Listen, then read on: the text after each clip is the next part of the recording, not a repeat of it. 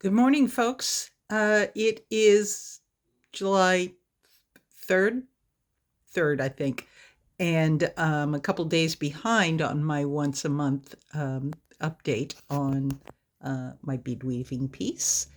But here it is. I'm 100 rows in. This piece will be 430 rows, so I'm 23% of the way done. So I'm excited. I think I talked about it the last time. I don't remember. But these here are folds. This is a sleeve, and this is like a ribbed sweater. So the folds in the sweater, where it's kind of scrunched up a little bit, are showing. And then you can kind of see these stripes here. The sweater is ribbed. So I was really excited as this started to come about and realized that it was actually going to show that a scrunched up sleeve of a sweater that's a ribbed sweater, that amount of detail would actually be there. So I'm excited about that.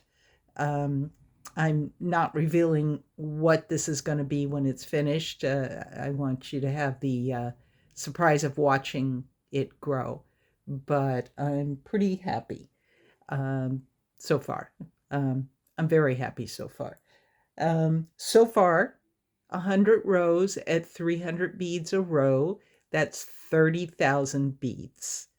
23% done. So I am going to have 129,000 beads, give or take a few, in this piece by the time we're done. And why I say uh, give or take a few is sometime I add some extra rows to the top and bottom uh, in order to finish it right. But um, that's to be determined later. Let's see, what else am I wrote down some statistics, which I know can be boring, but I try to give people an idea of how long these paces take.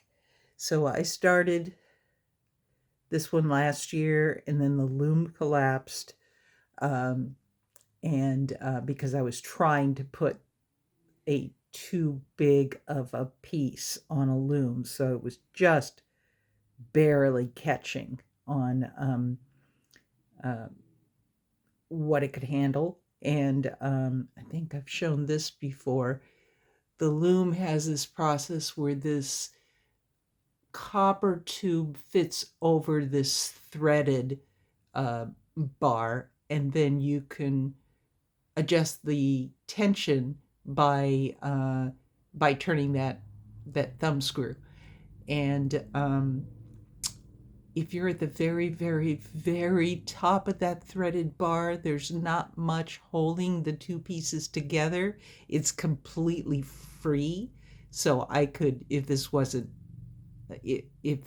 held down by the process of the warp threads, I could just grab this thing by the copper bar and just pull the two parts apart, which is what you do when you're breaking it down. Um, so anyway, that collapse happened, and I restarted right around March 1st, or March 1st, I think, was the first video. You can go back and take a look if you're interested in it, and just watch the progress from year to year. I'm also posting on Instagram and just putting a still photo with maybe just a little bit of the statistics, like how many rows done. So you can get a quick thumbnail uh, of how it's going without having to listen to me talk if you don't want to. But you listen to me talk this far, so I can tell you that my Instagram is Koi57. That's COYKOI 57. No spaces, no dashes, nothing like that. So find me on Instagram, subscribe, and you can see the updates as they're happening. I think that's all for today. I don't think there was anything more important that I needed to tell you, or even small. Oh, I get questioned a lot what this red thread is here. And really, all that is a stabilizer. If you take a look as we're going up, you see how a lot of these threads get kind of wonky, and this one's having a real issue. Towards the center of the piece, I have more tension issues than on the side. So I figured this out myself. Is I just took some beads that I don't use very often, and the red ones are size 11, and these pewter color ones were some I accidentally bought once that are size 10, which, as you can see, are a little bit bigger. And so I just strung a row on the top and on the bottom, and that kind of stabilized the problems. There's probably a problem area right there, but at least with the thread, I can stabilize it pretty good, and I can just tug above it a little bit if I want. And it just keeps the threads orderly, so that I'm not trying to figure out which one is the next thread that I'm supposed to go in between, and lines don't get crossed. So that's that. If you have questions, leave them in the comments. Give me a like. That always helps. Subscribe if you want to see, uh, as some of you know, and most of you know who have actually been on my channel, I've got a variety of topics. I'm not just a one trick pony type of um, channel. And that's nothing against somebody who does. They actually have enough content to make that channel all that topic, but I don't. I have a variety. So there may be some things you're interested in seeing, some things you're not. But if you subscribe and you hit the notification bell on YouTube, it will let you know when a new one comes up. And then you can look at the title and say, oh, I'm not interested in chickens.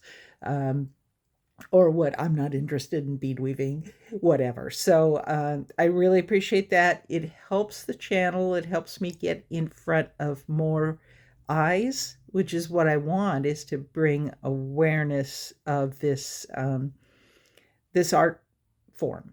And the best way to do it is for more people to see it and say, what is that? That's interesting. I've never been so lucky as to be trending on anything.